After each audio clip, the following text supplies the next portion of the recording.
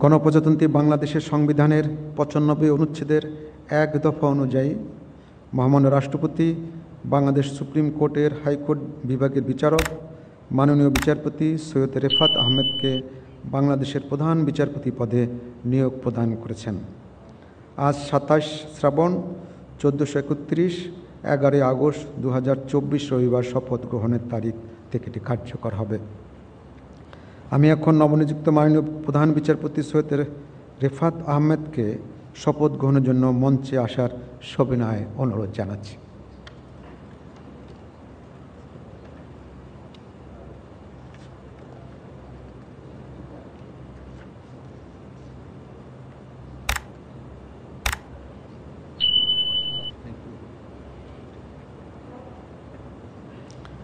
নবনিযুক্ত মাননীয় প্রধান বিচারপতিকে শপথ বাক্য পাঠ করানোর জন্য মহামান্য রাষ্ট্রপতিকে বিনীত অনুরোধ জানাচ্ছি।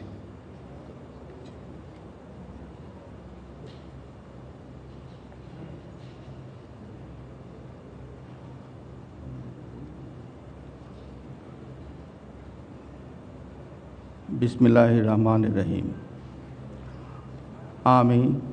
আমি সৈয়দ রেফাত আহমেদ বাংলাদেশের প্রধান বিচারপতি নিযুক্ত হইয়া সশ্রদ্ধ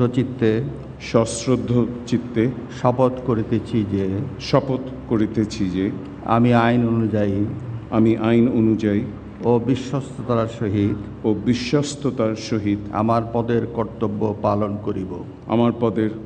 পালন করিব। আমি বাংলাদেশের প্রতি অকৃত্রিম বিশ্বাস ও আনুগত্য পোষণ করিব। আমি বাংলাদেশের সংবিধান ও আইনের রক্ষণ সমর্থন ও নিরাপত্তা বিধান করিব। এবং আমি ভীতি বা অনুগ্রহ অনুরাগ বা বিরাগের বশবর্তী না হইয়া সকলের প্রতি আইন অনুযায়ী যথাবিহিত আচরণ করিব।